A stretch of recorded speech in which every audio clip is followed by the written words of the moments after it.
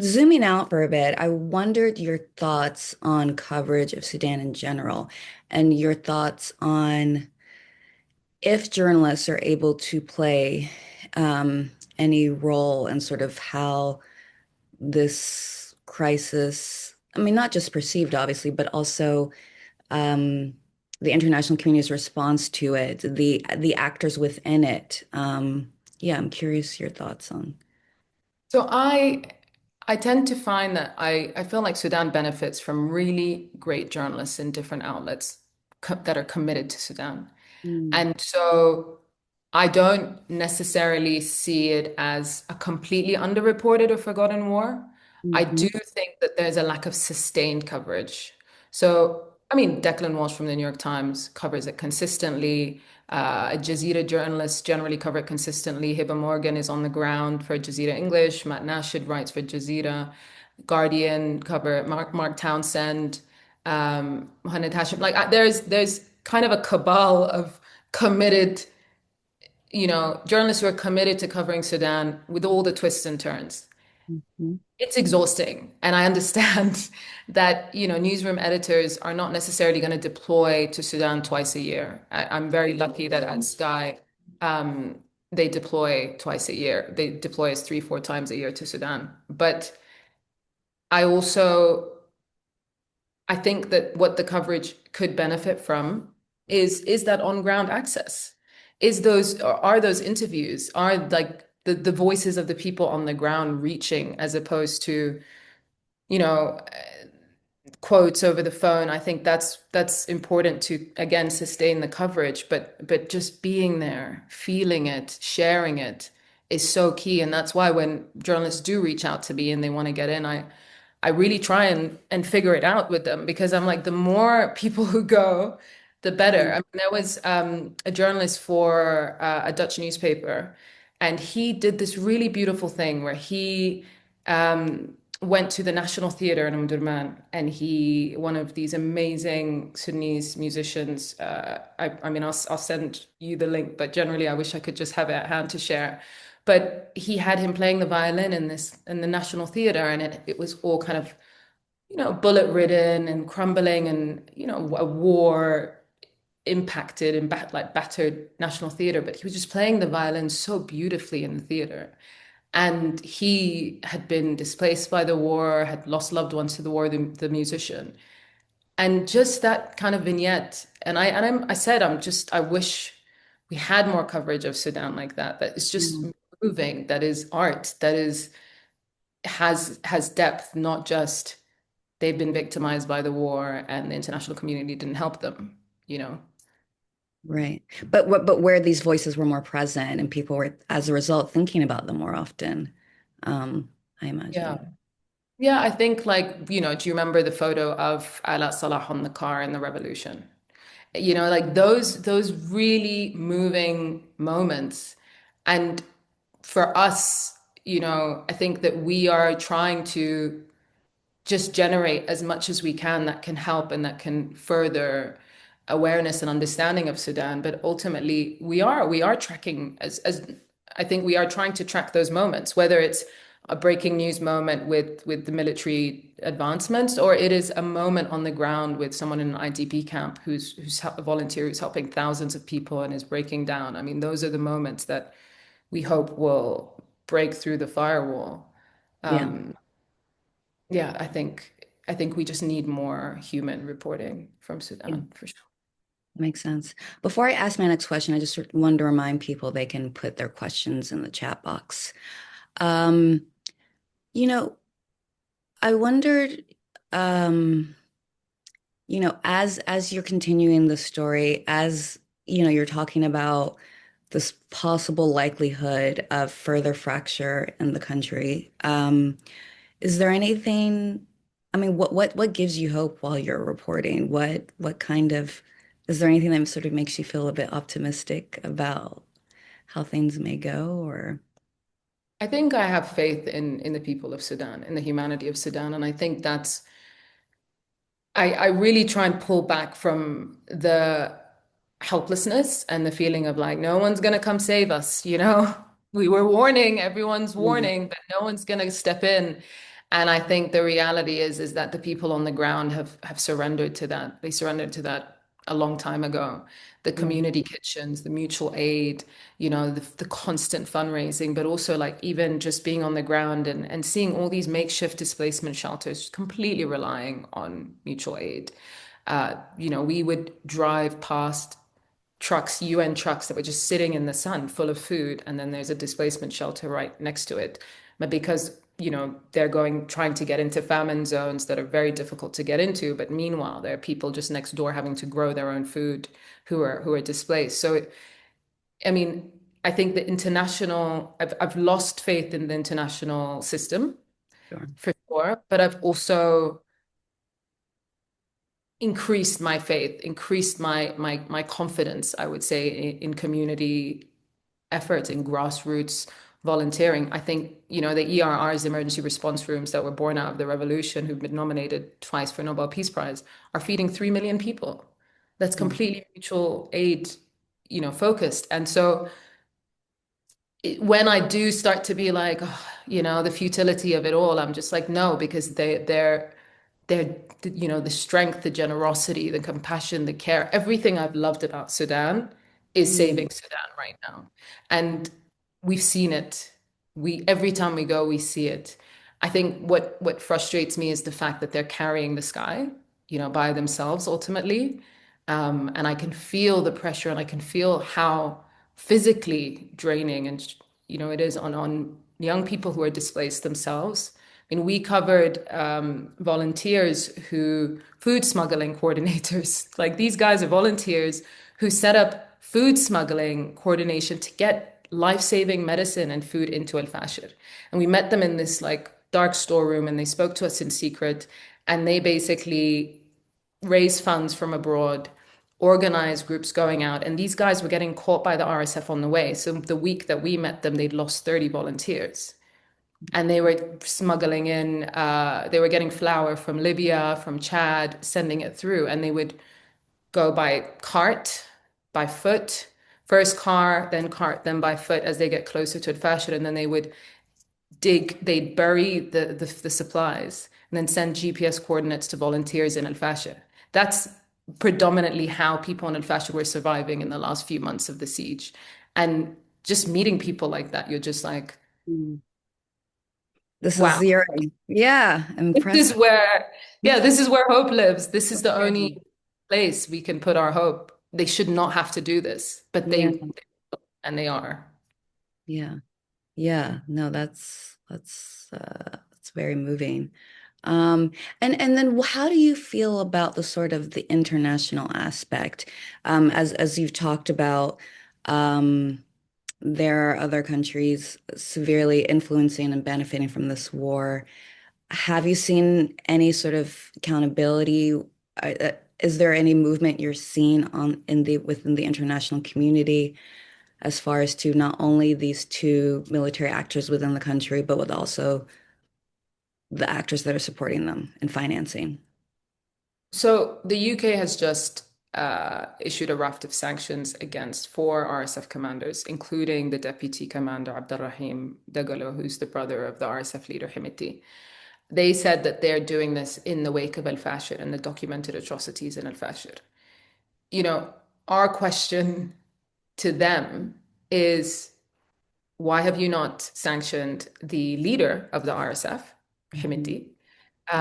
Why is the UAE not mentioned in this statement or in any way? And I think the reality is that all of these mechanisms are way too late. Like you're going to sanction them after they built an empire, after you watch them hijack a revolution, come into the capital, create businesses. I mean, it's tough because we're not looking at crisis prevention, right? We're looking at post-mortem, like almost like saving face. And the UK is accused of protecting the UAE from any accountability. They're accused of, you know, shifting votes that could affect the UAE in the Security Council. They're accused of removing genocide from reports. they've chosen to essentially coddle the UAE as an ally, and they're not alone. We've seen that across Europe.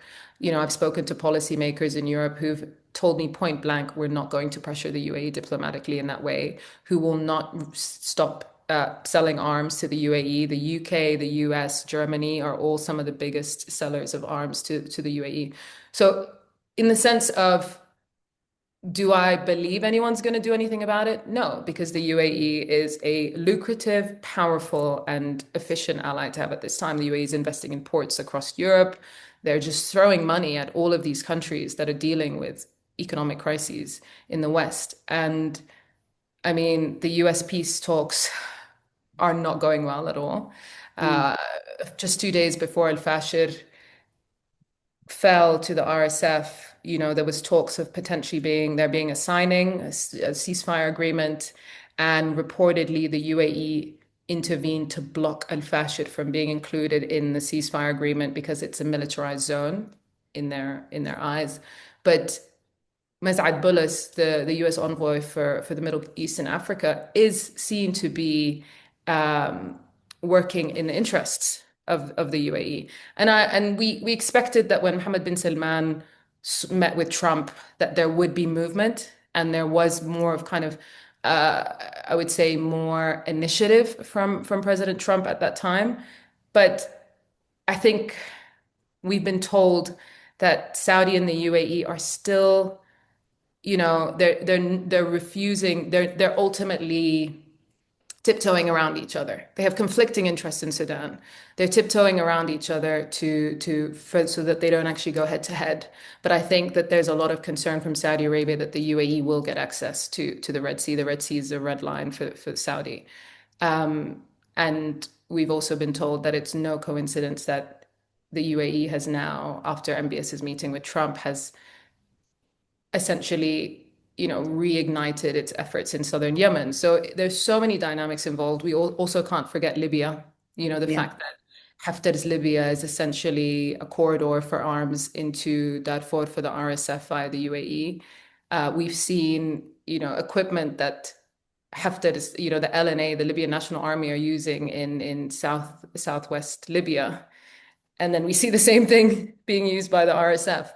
So the dynamics are sprawling.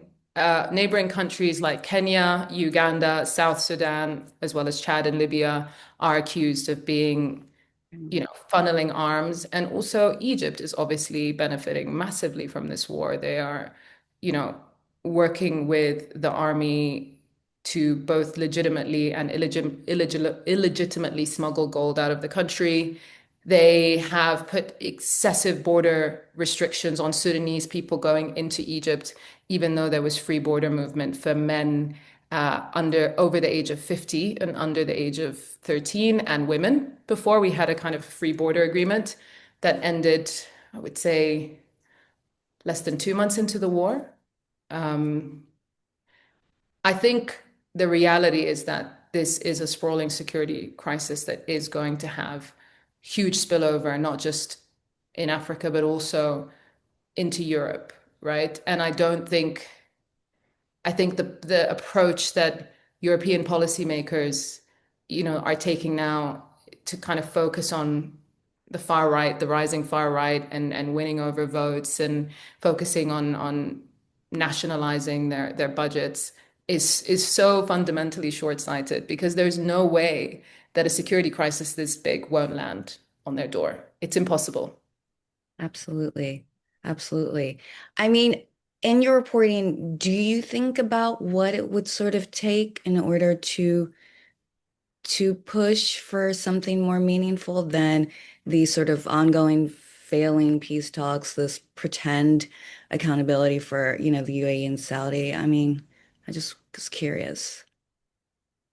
I think with Al-Fashir falling and the kind of the shock and horror of everything that, you know, human rights monitors, activists, everything that everyone was warning about happened, you Yeah. know, the massacres. And I think the fact you can see the blood from space and the corpses from space is a nuts thing. Like, how much blood needs to be shed for you to see it from space? And the reality is that I think after Al-Fashid, the fact that we almost knew, because a group of us were all talking, journalists, investigators, all of us kind of either reporting on Sudan, from Darfur, from Khartoum. And we all said, is this going to last? And we all knew that it would not be sustained, that eventually there'd be all this shock and that everyone would move on. And we've seen that with Gaza, we've seen that with a lot of other conflicts. But I think fundamentally, I think that's what policymakers bank on, that people will just get distracted by the next thing. So I, at this point, don't believe that anything that we report or share will change the fact that this is an incredibly inconvenient war to Mm. deal with at this time with these backers. I just don't think that Europe or the West is going to turn around and decide that they want to foster goodwill and bring back multilateralism and all this stuff at a time where it's all actively being phased out. Yeah, fair. Fair. And this reporting on this conflict, reporting on the genocide as well, would be difficult, I think, for any journalist. I mean, the emotional toll it takes, reporting, talking to people in these devastating environments. But of course, you have this kind of a bit of an insider outsider status, right? You have this family connection. You're also an international journalist. How do you manage the toll that this reporting takes as you continue to dive deeper into it? I benefit from a really great support system. And it's Mhm. not just, peer support, it's mentorship. It's, Mhm. a core team that when we go into a place, I know that they care as much as I do when they meet people and they hear these stories and they are moved. And so, we go into Sudan and we come out and we have 3 edits ahead of us. And I can feel all of them are like, this has to be done really well. We have to do this justice because they have seen the reality on the ground and they understand how important it is for this to represent the gravity and the scale and the intensity of what's happening to people. So that it gives me a lot of it gives me a sense of purpose. I feel very, I guess like you said, I have a very privileged position. I'm both from Sudan, but I also have this access to resources, outside of Sudan. And Mhm. I also can leave. And I think that one of the things that was important for me from, it changes. The first year I'd leave and I'd feel a lot of guilt. I'd feel survivor's guilt. I'd feel like I needed to, spend every waking moment figuring out how to stop this war. And I think Mhm. as time has gone on, I realized that I am not capable Right. of stopping this war. No one is, but it's incredibly humbling because you realize that you're doing it and you can't expect that it's going to have any outcome beyond the fact that it is now on the record, that it is being documented and archived and can never be denied. Like Yeah. that's really now the baseline that I go for of like, their testimony is being shared. We were able to see such a pivotal moment just before Al-Fashir fell in a state where people were holding on for dear life. And that's staying with me. As I report on Al-Fashir falling, or as I look back on the year in Sudan, or as I speak to you now, I'm using that knowledge and like that experience that I had on the ground with people. So it helps me a lot to, I guess, really just accept, kind of accept the things that I can't change, and at the same time do as much as I can to contribute. And I also, again, I really don't take it for granted that I have the support and the opportunity that I have to do this at this time. I mean, I could have been freelance and not been able to go into Sudan, and I've been freelance for most of my career. So to Mhm. be, working at an organization that one want to invest in Sudan and two want to you know, make it news, not just take the lead, but actually we are going to make it news. I think that's been the point where I'm like, okay, I'm exactly where I need to be doing what I need to do with really talented people, And so that's, like, it's not like you don't have the bad days where I'm like, oh my gosh, I'm writing about Sudan again and it's worse this time. It's horrible. Like it's the baseline is pretty tough, right? But it's also the fact that it could be happening and I could not be able to do anything about it. I could be completely paralyzed and I'm not. And that is in and of itself a very important thing. Yeah, absolutely. And I love the way you put it. It's important just to have this reporting on the record, as part of the archive that this happened. Even if, as journalists, we can't control what kind of effect, if any effect, it will have, that in itself is extremely important.